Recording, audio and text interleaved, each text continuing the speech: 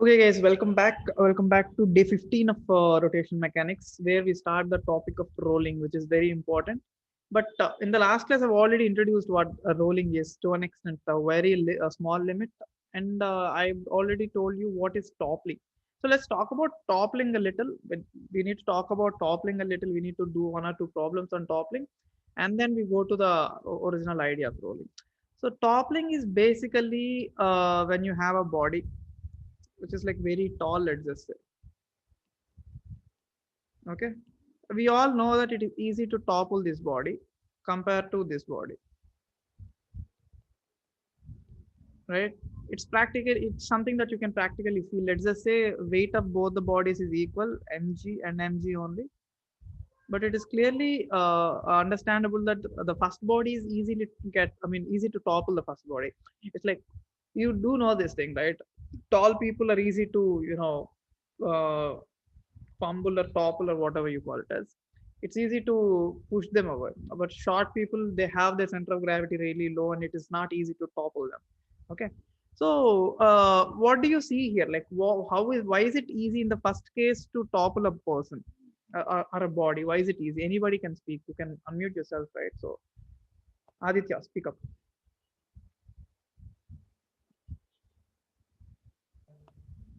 Aditya.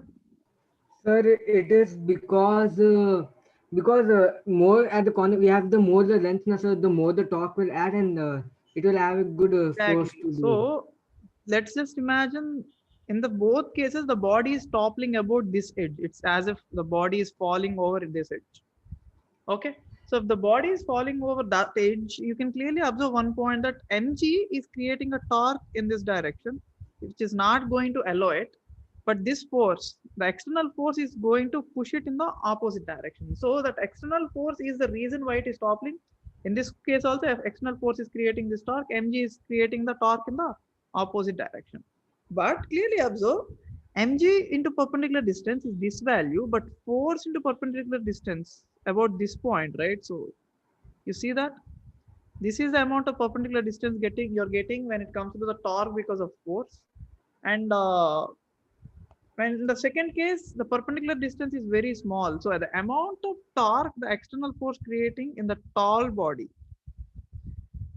amount of torque that external force creating in the tall body is clearly high compared to the second body. In this case, this is the only perpendicular distance. In this case, this is the perpendicular distance, and amount of perpendicular distance is high. And Raghav is saying maybe due to surface of contact, the less surface of contact. It's not just a surface of contact. Listen to this. It's about this perpendicular distance also. Like, let us take a body this tall but also wide. Like, take a body which is really tall but really wide also. So although you're applying a huge force, so the force is creating a huge amount of torque, mg is also creating some huge amount of torque in this case. So it's not just about this perpendicular distance, it depends on both the torque. Simply speaking, mg needs to create some enough torque to stabilize it, f needs to create some torque to destabilize it. Aniket, what is it? Sir, after a point, mg will be acting towards moving it in the other direction, Right, right? right. After a point, like when the body is already toppled and when the center of mass actually is on this side now, after a point, even mg will also support it. But we are not talking about that specific point. We are only talking about the beginning of toppling. Okay. Will the force be enough to push over the body or not? Okay. Now, we are all we're all very clear about this idea that the force must be good enough to topple the body, and we even know this same thing in the banking angles also. Like, we didn't discuss at that point, but do you remember, this is a back view of a van. I've clearly told you this is the back view, so where you see a stop sign and number board. So this is like the back view of the van. When it is turning, obviously mg is acting, everyone knows that, but mv square by r is also acting. So if this mv square by r is high, about this point the car has a chance to topple when mg is not enough.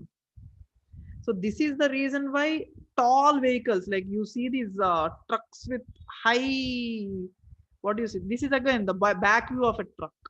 Like you might have seen these vehicles, the trucks where they carry two levels of cars, goods truck. You might have seen this thing. In this case, it is very easy for the truck to simply topple over. Which car is the least, has the least possibility to topple? Like there is no chance, almost no chance for it to topple. Best example for that car is anybody? F1, sir. Exactly. An F1 car is literally sitting on the ground. Like this is the back view of F1 car, let us just say. This is a back view of a F1 car. Look at the amount of base and look at the amount of height. The center of mass is right here. Here the center of mass is almost here. So whenever you get this mv square by r, there's a heavy chance that the heavy truck, high-rise trucks easily topple. So for these vehicles, you definitely need banking. You definitely need banking. What banking? Not internet banking. What banking? I've already told you, Aniket. Sir, the person sitting in the F1 car will make it topple, right, sir? Because he is tall. No, they almost sleep in the car. Have you ever seen the position, the way they sit? They don't even sit. They actually sleep like straight in an F1 car. Okay. Sir. Yeah, Sharat. Sir, angle of banking, sir, from circular motion. What? Sir, angle of banking, sir, like the roads will be Yeah. banked, The right? angle of banking. That's what I'm talking about. The angle of banking must be there. And you see that in F1 races, there is no banking at all. There is no banking at all. First of all, their center of low gravity is very low. And even though in that case also, the friction is very, very high on these wheels. Like the friction coefficient is very high. So no, the car won't topple. And also no, the car won't slide off. It won't happen. So in an F1 car, you don't need banking. So that's why in F1 races, even though they travel at 340 speed, 340 kilometers per hour, the roads are not banked at all. The roads are pretty much straight.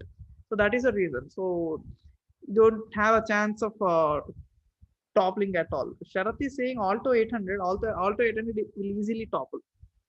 Okay. So that is the idea, guys. That is the idea of main idea of toppling. So let's look at the whole system in much clearer sense. Okay.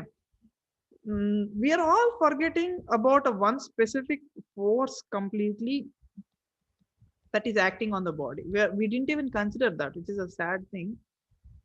Mg is acting, force is acting. Let's just say the body is in equilibrium only for now. Let's just say the body is in equilibrium only. Yeah, if I consider the torque about this point, yeah, everyone's agreeing that about the red point, F is creating a torque, mg is creating a torque, so they're balanced and all. But let's not take the torque about that point. I'm taking the torque about the center. I'm taking the torque about the center only, and F is creating a torque in this direction clockwise. Who is balancing this torque now? Mg is not creating any torque, and as we know, normal force was always like this. So normal force is also not creating any torque. Mg is not creating torque. Normal force is not creating torque. Who is balancing the body now? Aniket, Sharath, anybody can speak. Sir, pseudo force. Pseudo force, even though if you take pseudo Frictional force is also acting in the same at the same point. So frictional force from the surface. Okay, if you take the frictional force is also creating a torque in the clockwise direction only. So this is where a lot of people don't clearly see a specific point, saying the normal force that I've just drawn doesn't really act at the center. This is the center of mass. So mg is clearly acting here. And this is the external force. External force is also clearly acting there. You know what happens to the normal force? The normal force shifts onto this side. I will tell you how to practically feel it. Let me take a body. Yeah. I'm taking this pencil box for an example. You take this pencil box, any box that you have. Okay, try to push it. Try to push it like this. When I'm pushing it, like let's not say that it is not tilting yet, but when I'm pushing it, you can clearly feel that this side compared to like the boy at the bottom, this side has more stress on the ground compared to it. or you think about one more thing. Let's just say I'm standing here and a person is trying to push me like this. A person is trying to push me like this from this side. I can clearly say the stress on my left leg is more compared to my right leg, because when it's pushing like this, stress on this leg will be high compared to this leg. Why? It's clearly visible a point that the normal force is not actually acting at the center. It's as if the force, the system is actually trying to push on the other side, and so the normal force on the other side will, I mean, I'll put it in a much simpler way. Okay, like let me put it in simpler way. In a normal situation, normal force doesn't really act at the center. Normal force acts all the way. So the sum of all these forces basically is the normal force in a normal situation. But when the box is pushed, the normal force on this side decrease and the normal force on that side increase. So this normal force is not anymore equally distributed throughout the surface. It's clearly evident that this side is clearly feeling the more stress. So when we represent all these normal force in a single point, we simply write it as this, a normal force at the center. But if we have to represent this, we have to write the normal force somewhere around here, somewhere around towards the right side. So that is what we call it as a shifting of normal force. So this is important, guys. Watch this. I'll tell you, I'll give you a clear introduction of shifting of normal force. Mg is as usually acting. When there is no force, external force, Aditya, what's your doubt?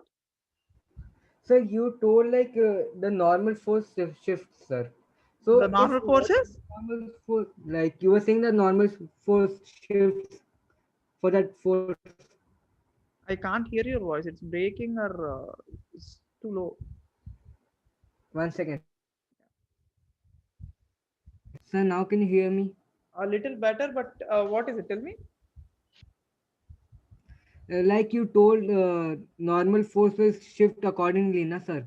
Yeah, So what if it shifts more or less? that's what I'm going to tell you. Let me show it to you. When there is no force, external force, the normal force is naturally acting at the center only.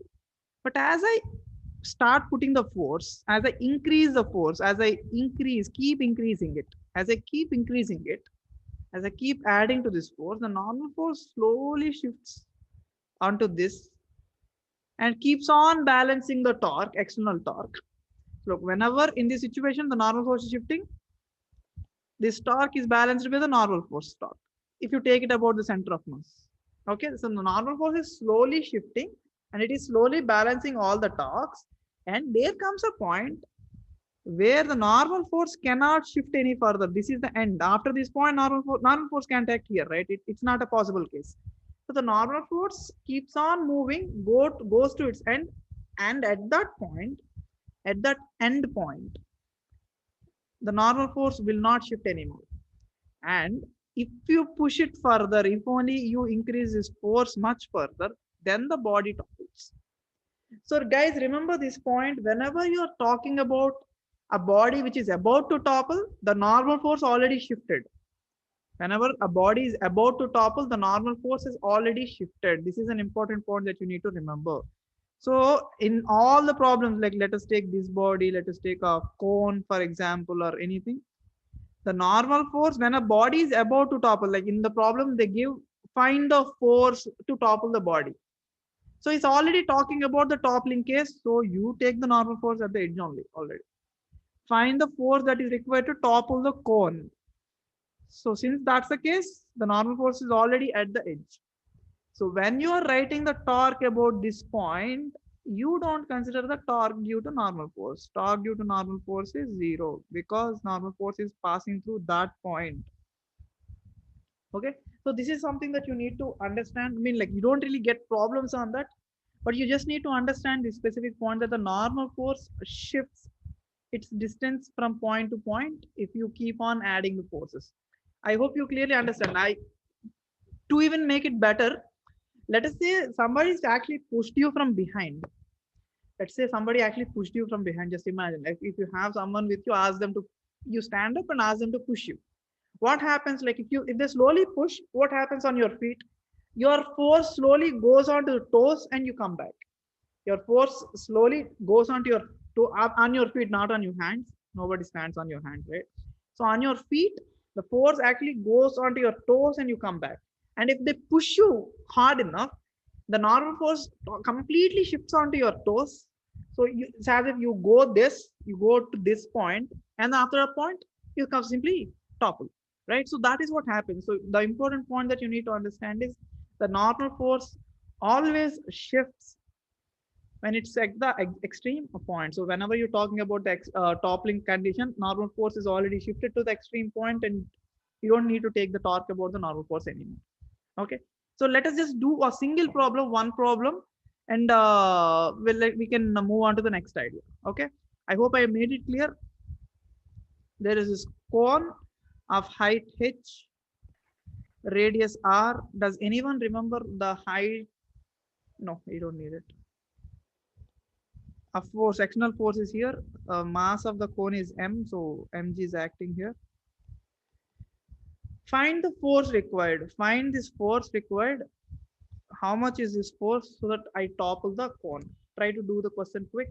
And Aniket, meanwhile, you can ask your doubt. So can we calculate the point at which normal force is acting as it changes with the force? Yes, you can. Like before the toppling case, right? Yes, sir. Yeah, you can. Like you simply take the torque about the center of mass. Okay, sir. Like let's do this problem and show it to you. I'll show it to you. Okay. Okay, sir. Yeah. So can somebody tell me what is the amount of force that is minimum force, F minimum, so that what do you say, the cone topples? So toppling about this point, always the cone topples about this point only, right? So, and Ganesh already gave the answer. I think the answer is right. Well done. Anybody else answers, guys? Sharath also gave the right answer. No,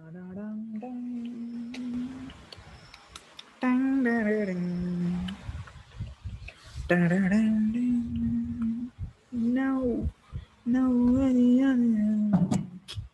No, nobody else. Nobody gave the answer. Let me check it. I'm taking the torque about this point only. The normal force is already at the edge. So, yeah, Gopika asked a really good doubt here. Is there a chance that the body is traveling linearly? Now, that case, Gopika, doesn't really matter. If the body is traveling linearly, it is traveling linearly. So that is a linear case. That depends on the frictional case. If there is friction, if there is enough friction, the body is in linear equilibrium and it is toppling. If there is no friction, the body is horizontally traveling and toppling. So it simply depends on the friction. The horizontal displacement, whether the body is moving or not, depends whether the friction is enough or not. But we don't have anything to do with the friction because the friction is also passing through that point. So we completely can ignore friction here. If somebody gives you the body is also in linear equilibrium, then yeah, you can consider the friction also. But in this case, you don't really need. Okay. It doesn't really matter if it is in the linear equilibrium or not. If it is not in the linear equilibrium, it is traveling, it's translating and also toppling. It's as if its body is going and toppling. That can happen, or the body could simply be stable and topple also. Okay. Excuse me, sir. Yeah, Aniket. Sir, in a bike, when we apply front brake, the friction will make it topple, right, sir, in the forward direction? In a bike, it is a rolling condition. We'll talk about it. Okay. So guys, that's clear. Let me get back to the problem. So about this point, I need to take the torque. Mg is creating a torque anti-clockwise. This force is creating a torque clockwise. Mg into perpendicular distance r must be equal to this force into perpendicular distance height, F into height. So F is nothing but mgr by height h. This is the minimum force that is required for the body to get toppled. So just understand this point. Does the body come back to its original position when the halfway mg torque is greater than the force torque? Yes, Sharath. After this case, when the body starts toppling, there are a lot of things can happen. Like the body can come back, the body can simply topple over. We don't talk about all those things, okay? The things get complicated because the perpendicular distances change, the amount of forces might change, the amount of torques might change. So we don't talk about what happens after. We only discuss up to a point when the body is about to topple, when the body starts to topple over. That's the case. That is a extent to only we only talk. Okay, we don't really cross that point and talk about it. Okay, now so this is the minimum force that is required. Let us come back to the same problem. Let us come back to the same problem, and I'm applying only half of the force, mgr by h, only half of the force. So we are clearly not talking about the toppling case anymore. We are only talking about the case which is below the toppling case only. So the normal force will not completely shift somewhere. It shifts somewhere to this point, somewhere, some random point. So how do you find the normal force in this case? You can take the torque about this point, or you can take the torque about this point. Try to take the torque due to all the forces mg, n, and this. Try to take the center of mass. You get only two forces. You can write this torque as 0, write the torque because of this, and try to torque because of this, and you can find this perpendicular distance. Let's write it as some x, and you can find the value. Because the force is only half of what is needed. In this case, the force, this is the amount of force that is required to topple the body entirely. Does the body come back to its original position when it's halfway? Yeah. So any more doubts regarding toppling, anybody? If you have doubts, raise your hands and ask, right? No? Aniket, yeah. So after toppling, we'll have in our syllabus what happens to the forces No, and no, all. no, no, no, no. So they simply ask you to a point where the body starts toppling, that's all. Then we go get into rolling, okay? Sharath, yeah. Sir, in the question which we discussed right now, sir, like if the force isn't enough, then it'll have a horizontal motion rate, a linear It depends motion. on the friction. It depends on the friction. Yes. It depends on if the friction is not enough. Like you don't have to you don't have to relate a translatory motion and a rotatory motion ever. Okay, a translatory motion is a translatory motion. It's happening. So it might happen, it might not happen, but the rotation, the toppling will happen or will not happen according to this situation, according to the torques only. So you don't have to worry about it. Okay. Okay, sir. Yeah. Gopika. Sir, is it toppling just because even the force is at the tip of the body? Can we say that? No, no, no, no. There is a chance that the same amount of torque can be created from this point only. Like let us say I applied 3 mgr by h, which is far more than the force that we need, and the height is only like 2h by 3. This torque is it will definitely topple the body about this point. It's about amount of torque. It's not just about the point that it is only applied at the topmost point. It doesn't really have to be at the topmost point. The reason I'm taking is you don't really need the force. Like that is a maximum point that you can easily apply. Okay. Okay, sir. Oh, any more doubts? Any guys? It's like a door hinged to a wall. Sharath, yes, yeah. Aniket, what is it again? Sir, in that problem, Yeah. just the one you did, Yeah. if they again ask about that force, how much torque it's creating about center of mass, how will you calculate, sir? What? Sir, that force that you applied, my minimum force, Yeah. how much torque is it creating about center of mass if they ask? You need to know this distance. Do you know how much distance is there center of mass? No, sir. H by 3 or something like that. It's for the cone. I don't remember the center of mass position. You must know. I'm not sure if it is H by 3 or something around. Does anyone remember the center of mass height for a cone? For a solid cone. We've done this. We're done with this topic and you don't remember this value. I don't remember. Like the values must be remembered. Okay. So you need to remember this value from the center of mass topic. So once you know this height, you can know this height also. It doesn't really matter. Okay. Now, that brings us to a point. Toppling a cone or a triangular shaped body, toppling a square shaped body, toppling a pentagon shaped body, you clearly see the amount of distance is decreasing. Toppling a hexagon shaped body, the amount of distance keeps on decreasing. And if you completely decrease it, if you completely increase the number of sides, you completely increase the number of sides to infinite almost, can the normal force shift? There is no space for the normal force to shift at all. So the body definitely topples, and that toppling is basically called as rolling. That toppling is basically called as rolling. The normal force cannot even shift. So it's as if rolling is nothing but toppling about every point constantly. It's like you see about this point, it topples after some point, like this will come into the contact and it will topple. After the some point, it will come into the contact. After some point, it will come into the contact and it will topple, right? It's exactly like that, except you have infinite number of sides and infinite number of points, and the body is literally toppling at every point constantly. So rolling is nothing but toppling, since the normal force cannot shift at all. Normal rolling force basically is toppling at every point. So you need to remember this point. Rolling is basically toppling at every point and all. Aniket, yeah, again, what is it? So can we say that no force is required to topple that ball? But if there is no force, how would it? Why would it topple? Yes, sir. That's what, because this Even the distance, smallest amount of force can topple it. That's all. but we can say no force also, right, sir? Because as distance keeps reducing, force is reducing. No distance, no force. But if there is no force, why would it topple? Yes, sir. Yeah, so you need some force. You need some force to top. Okay. So we are going to talk about the toppling or the constant toppling of a body about this point. So need to understand it is basically toppling. The whole body is simply rotating about the point of contact. Okay. So let us talk about rolling. Let us talk about rolling. Now, so the body is clearly rotating, toppling, and also the body is translating also. Like have you ever seen a body rolling? Like let's look at those animations. Where is my browser again? I can never find it when I need it. Rotation, rolling. Yeah, this website has a lot of animations for especially rolling only. Like we have a lot to talk. Let's run.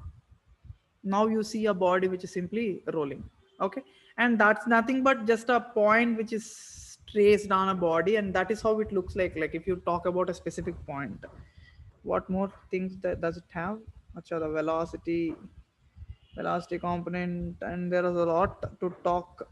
We'll definitely discuss. Okay, you don't have to worry about it. This also we will discuss problems like this. We will discuss problems like this too. Yeah, basically all these problems will be discussed. You don't have to worry about it. Nothing, no Excuse me, special. sir. Yeah. So what if it is rolling and slipping? Sleeping is a different case. We might talk about sleeping tomorrow. Okay, today is not the time to talk about sleeping. Guys, did I discuss this problem? Oh, you can talk about it. Like if I move the box to this point, the tension in the string obviously increases. It's an old problem, but I forgot to show it to you. Anyway, let's get back to the topic. So how do you actually deal with rolling? Yes, we've just introduced us. The screen has stopped.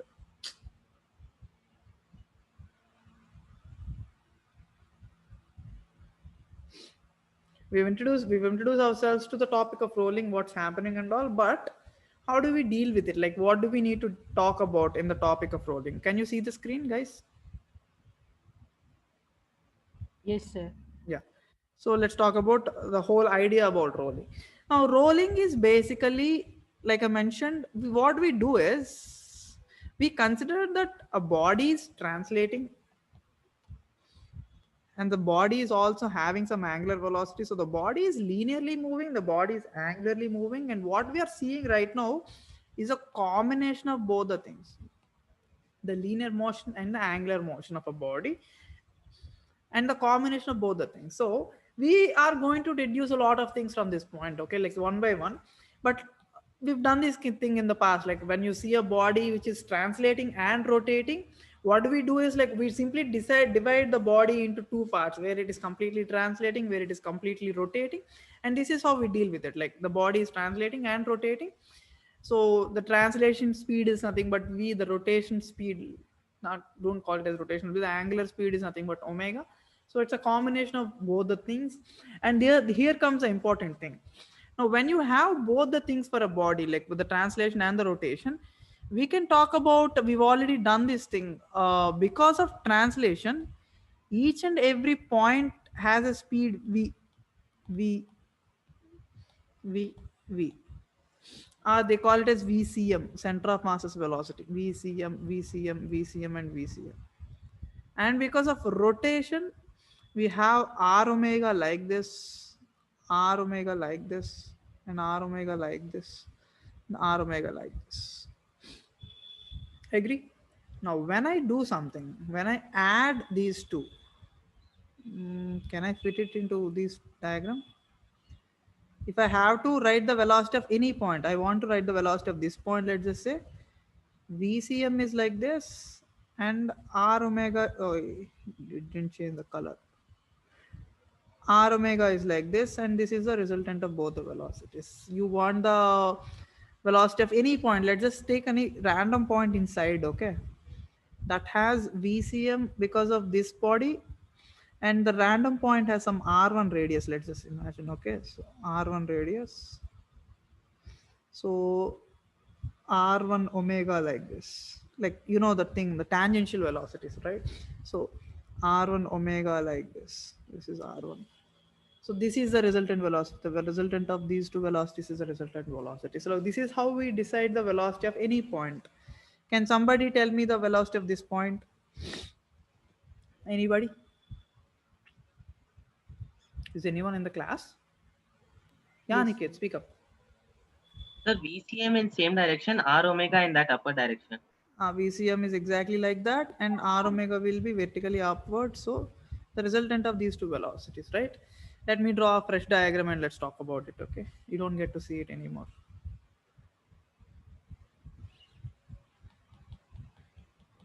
Let's talk about the topmost point. Anybody? Sir, Aniket, VCM will be V same. plus R omega. Sir. VCM will be same. Okay, good. V plus R omega, sir, it would be like. Who's saying that? I can't see your name. Sumantraj, sir. I can't hear your voice either. Sumantraj, sir. Yeah, so VCM is there and R omega's direction is? Will be in the same direction, sir. So the topmost point has a velocity which is VCM plus R omega. Directly, like they're in the same direction, so I'm directly adding them. Yes, sir. Can somebody tell me the point of the Zero, velocity? sir. So that it's static sir. friction, sir. A friction, there is static friction because that velocity will be zero there.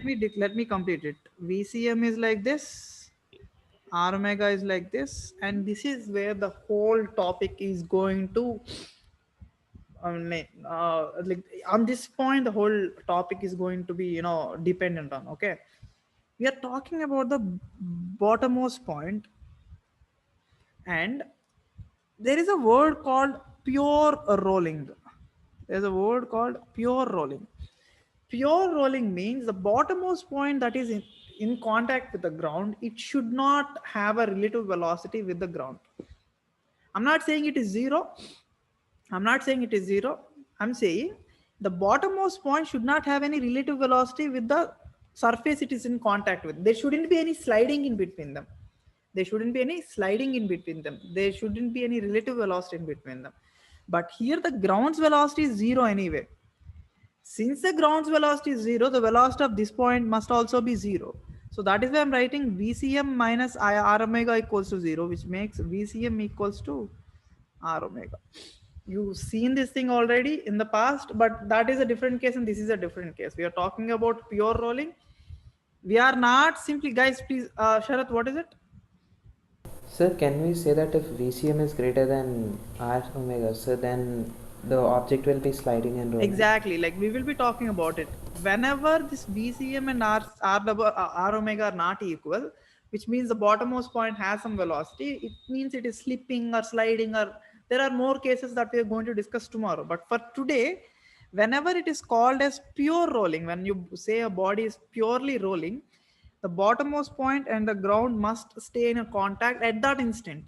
Later it will change, but at that instant they must be in contact. What if we observe it from the frame of reference, which is at rest? Will it be any change? We are observing it from the frame of reference, which is at rest only, from the ground only. Okay, we make things complicated later. Don't not right now. Let's just simply stick to this point, guys. So we just decided VCM equals to R omega, guys. This is not something like a body is rotating with omega, and what is the point of this velocity? R omega. But we are not writing that. We are saying, what we are saying here is a very strange thing. We are saying a body center of mass has a linear velocity, and also the body is rotating with angular velocity, and I'm relating these two, the center of mass's velocity with the angular velocity of the body, and I'm saying they're equal whenever the body is in pure rolling. Whenever the body is in pure rolling, which means the bottommost point's velocity is 0, which means VCM and R omega balance each other, and the body is said to be in pure roll. Okay, Aniket, what is it? So that point should never move from there then, right, sir? No, at that instant it has no velocity, but it has some acceleration. We will talk about it. Okay, after Without acceleration, sir. what? Without acceleration, just rolling and sliding. No, even in that case also it has a we will talk about accelerations and all. Like at that instant only it is at rest. Okay, like you say a body, like you project a body vertically upwards, it is at rest at the topmost point. Can you say it will just stay there? No, sir. It We have force eventually acting, moves. right? It eventually moves, right? So, and the same thing, it's the same thing.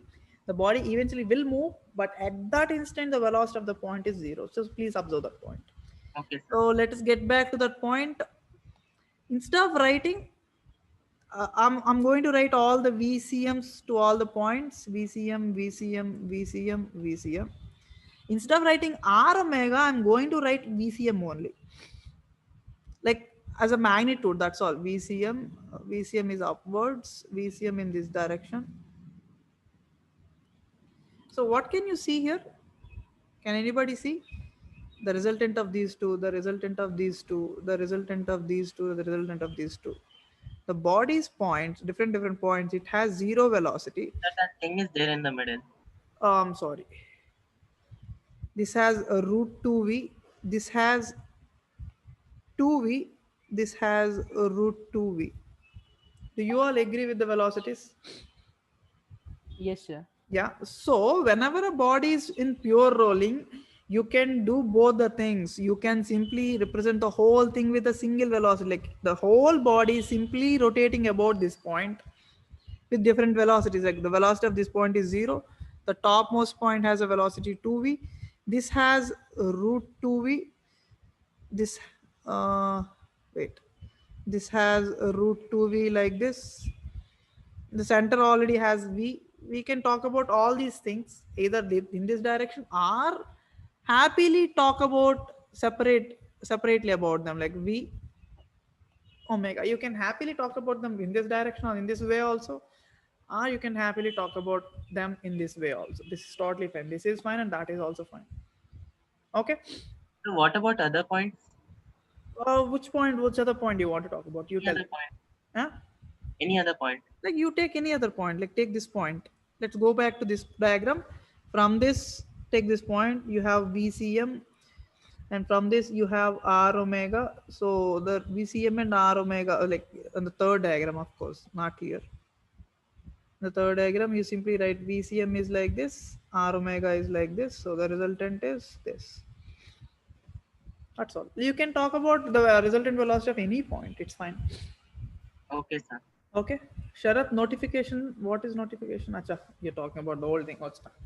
So this is how you try to understand the entire rolling motion of a body, guys. So like we're just simply talking about the basic things which are just the velocities, that linear velocity and angular velocity, and how we combine them, and what we call it as pure rolling. What we call it as pure rolling, we just leave it right here. Okay, so this is the basic idea about it. Now I need you to understand this topic much deeper by doing something. The body is clearly translating and there is angular velocity omega. Let us talk about pure rolling only for a while. Let's only talk about pure rolling only. So whenever you say any body which is in pure rolling, let us say a car tire, a sphere, any type of a body in pure rolling, you can always imagine these velocities. So you see your car moving. Let us say your car center of mass is moving with a velocity 20 kilometers per hour. 20 kilometers per hour, which means your car tire's point of contact with the ground is not moving. The topmost point of your car is actually moving with, sorry, car tire is actually moving with 40 kilometers per hour. So this is a very important point, guys. Like remember this point. Somebody gives you velocity of car, and they ask you different velocities of the car tire, like different points velocities, like velocity of this point, velocity of any point. Velocity of this point is nothing but 2v. Velocity of this point is 0. Velocity of this point is root 2v. Velocity of this point is root 2v, and it goes on. Okay. Now, once you clearly understand this, I'm asking you to entirely observe the whole body, just similarly like this, like combination of linear motion plus angular motion. I want you to look at the angular momentum of the body,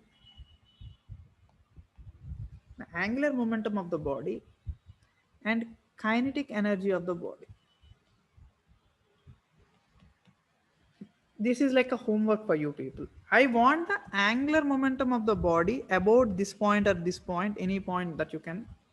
I want the angular about this point or any random point, and I want the kinetic energy of the same body, which is rolling.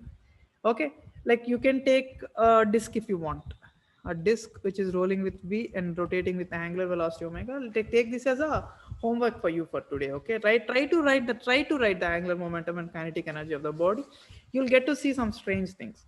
Now, once you see these things enough, you'll get to see the importance of radius of gyration in this topic. We will talk about it, but not right now, like maybe in 2 or 3 days.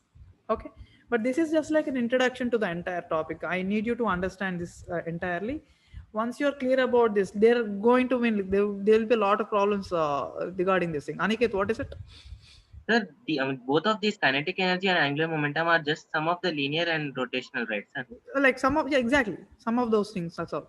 What is very different about them? No, yes, but you'll just observe some things. Like try to write it for the different bodies, for disk, for sphere, for rolling body, for different rolling bodies. Try to do it. There are 6 types of rolling bodies, I guess. We talk about a ring, we talk about disc, which is also a cylinder. A disc and a cylinder are not different things. Hollow sphere and a solid sphere. We are going to talk about all the 4 things differently every time. Okay, we're going to talk about it. So just take a look at those quantities at once. Okay, and that brings us to a question which is in the past, where a disc or a cylinder which is wound with around a string and it is fixed to a wall and it released, it is coming down with a velocity v and with an angular velocity. Clearly try to observe. This is like if you tilt this whole diagram horizontally, this is basically rolling. The disk is basically rolling, that's all. So in this case, the bottommost point velocity is 0, this point velocity is 2v. So if you write this as velocity of this point is 0, velocity of this point is 2v, velocity of this point is v, you can write about the velocity of any points in the same problem. Okay, all you need to do is simply turn the whole problem. Why do the bikers tilt when they turn? That's a good question. We will talk about it tomorrow. It's not a question that we need to talk about in this topic at all. Like it's not related to rolling at all. Okay, it's just related to the whole topic. So not in the class, in the problem topic discussion, I'll discuss that thing. Okay, Aniket, what is it? Sir, in the starting, I asked that front brake of bike out, sir. Why does it topple? Again, if I give you, I'll try to explain that with something else. That's what I feel. let's go further for some problems, and then maybe you understand it by yourself itself. Okay, like when you break, what happens, how the friction creates a torque, and how the pseudo force is created and all. Like you need to look at all those things. So let's get into some problems, and maybe then you'll easily understand it. Okay. So yeah, guys, so that's it for today. You can go ahead and look at some problems on rolling, which is here, like the problem number 70 in HC Verma, and problem number 71, 72 also is fine, but 73, 74 and all, they get a real, I mean, like they are related to energy, rolling kinetic energy and all. So it's fine. You go through one or two questions. There are in the objectives also, there are a few questions in the rolling, I guess, right? Yeah, in the objectives there are a few questions on rolling, so go through those questions also at once, and in tomorrow's class we'll get into a deeper perspective of this topic. All right, any more doubts before I end the class? Nothing? Well then, okay, yeah, Aniket, what's it?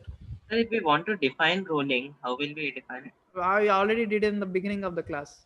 It's just a Like, sir, toppling, just toppling at every point. okay, Okay, sir. yeah. So that's it, guys. We'll meet about tomorrow, and guys, just